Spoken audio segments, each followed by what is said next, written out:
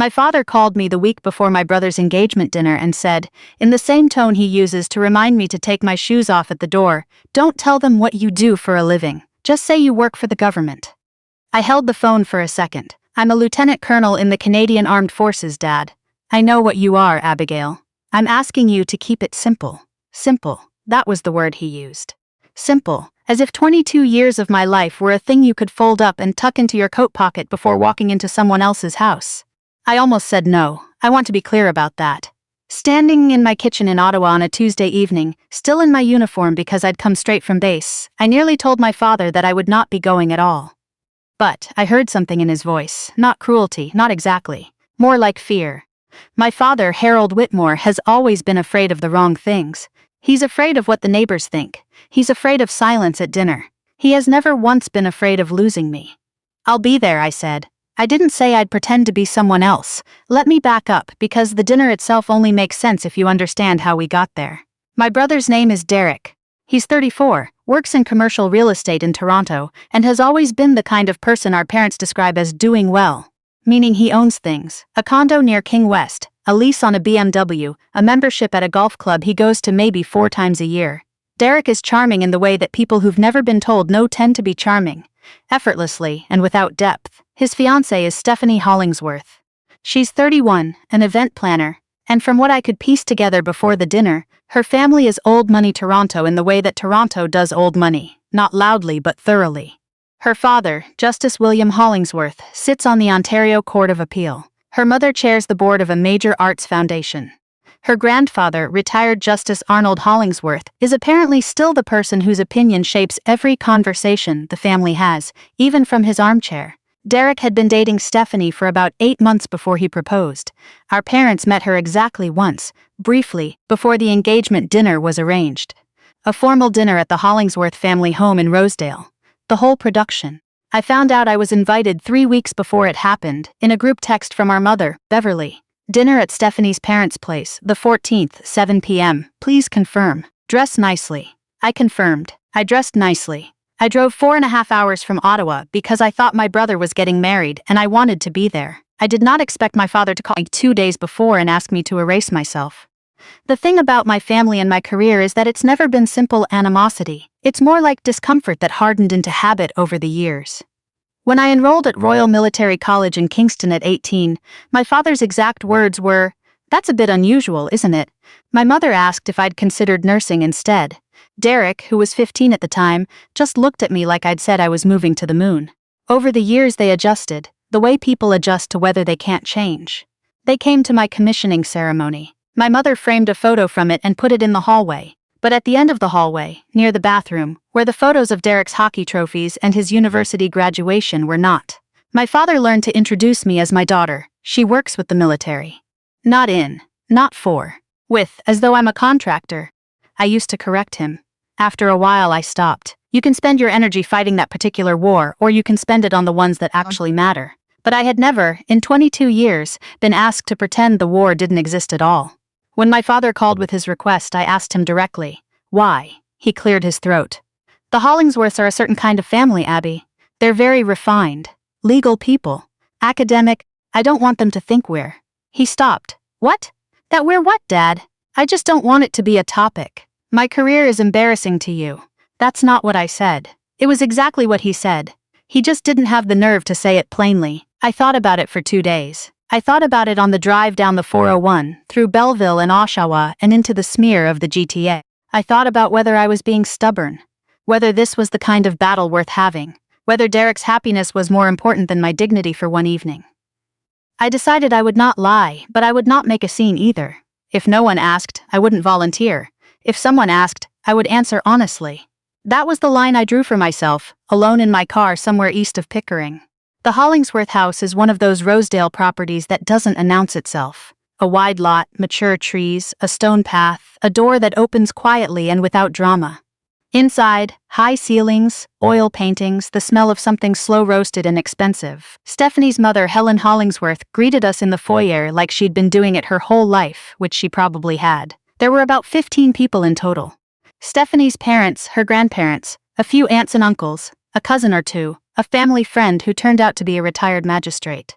The Whitmore contingent was my parents, Derek and me. Almost immediately I understood what my father had been afraid of. Not because the Hollingsworths were unkind.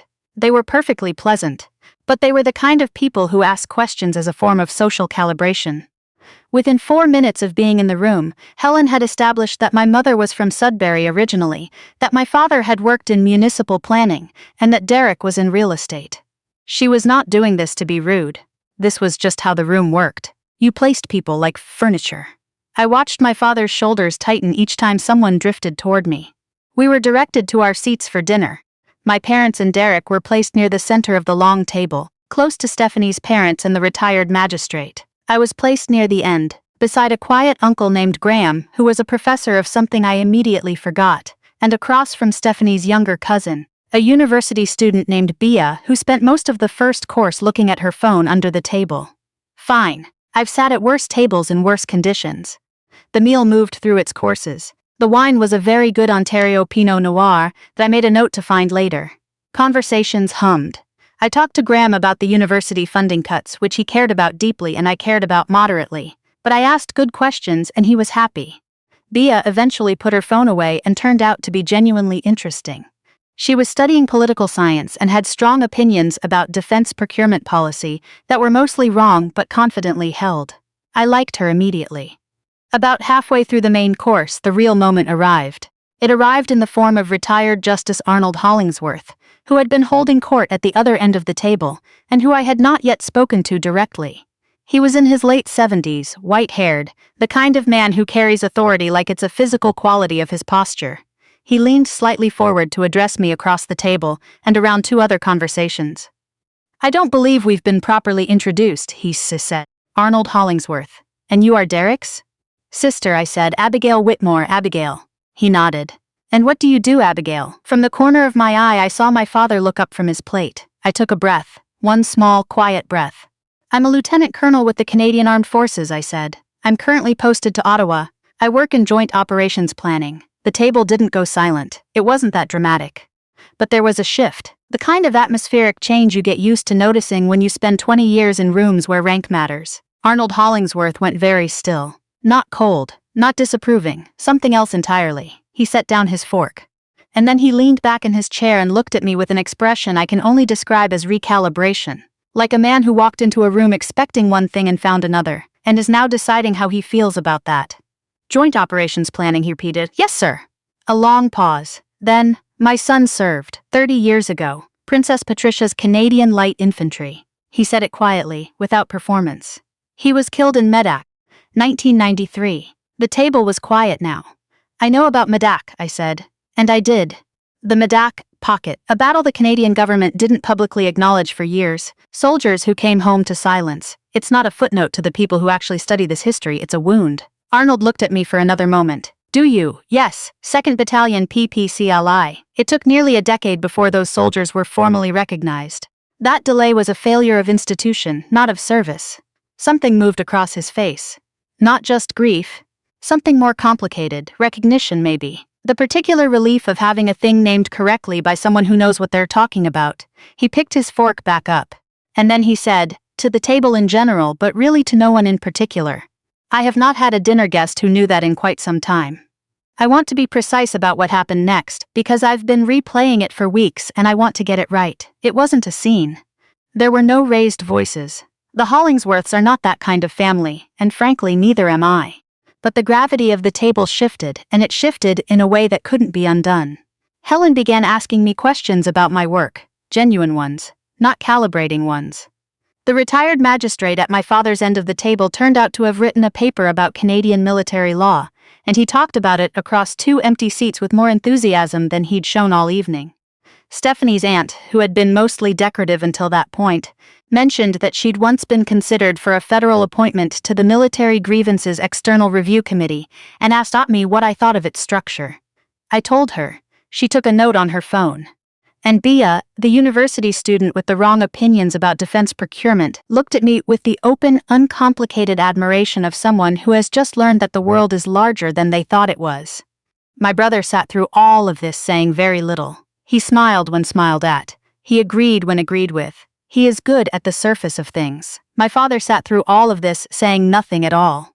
At the end of the evening, as coats were being retrieved and cars were being arranged, Arnold Hollingsworth found me near the door. He shook my hand, a firm, old-fashioned handshake, both hands, the kind that means something.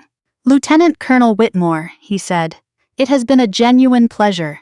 "The pleasure was mine, Justice Hollingsworth." He held my hand for a moment before releasing it. "I want to say something, and I hope you'll take it in the spirit it's intended."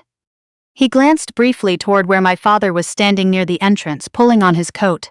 "A person who serves as you serve does not require anyone's permission to say so." I didn't know what to say to that, so I just nodded. "Good," he said, as though I'd agreed to something. The drive from Rosedale back to the hotel I'd booked in Etobicoke takes about 20 minutes depending on traffic. My father called before I'd made it to the Bayview on-ramp. I let it go to voicemail. I listened to the voicemail at a red light on Eglinton. He said, "Abby, I think that went well, all things considered. The Hollingsworths seem to like you. I wish you hadn't brought up the military thing right away. It made it a bit awkward. Anyway, drive safe." I sat at that red light for longer than I needed to. The thing about my father is that I have spent most of my adult life trying to understand him charitably.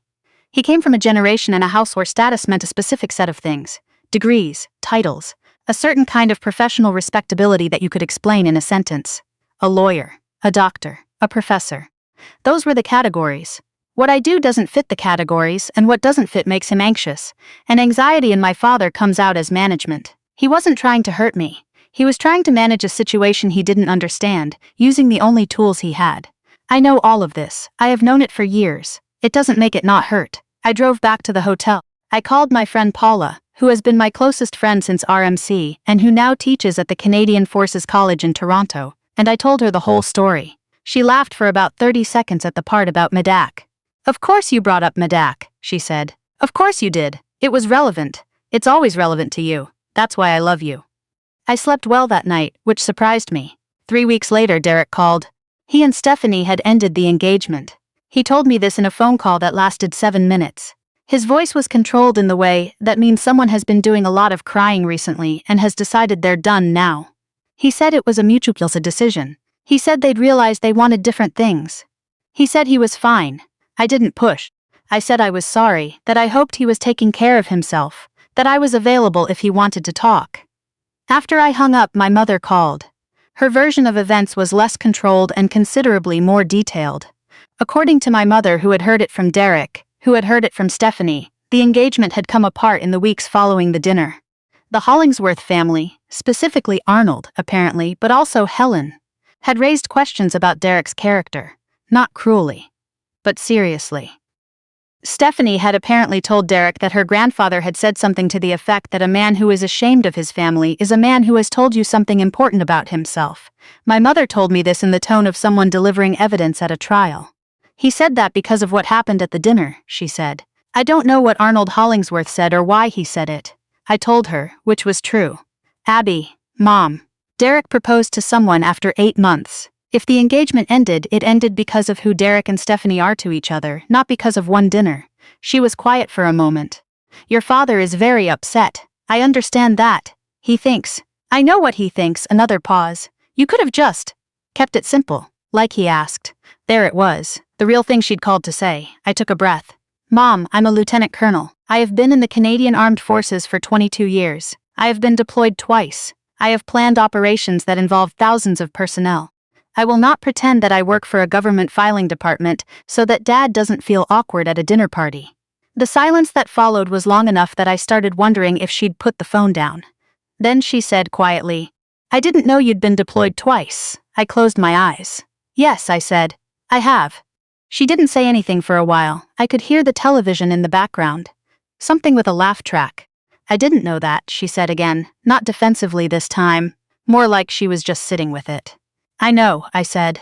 "It's been 4 months since the dinner. Derek is doing fine, from what I can tell. Genuinely fine, not performing fine.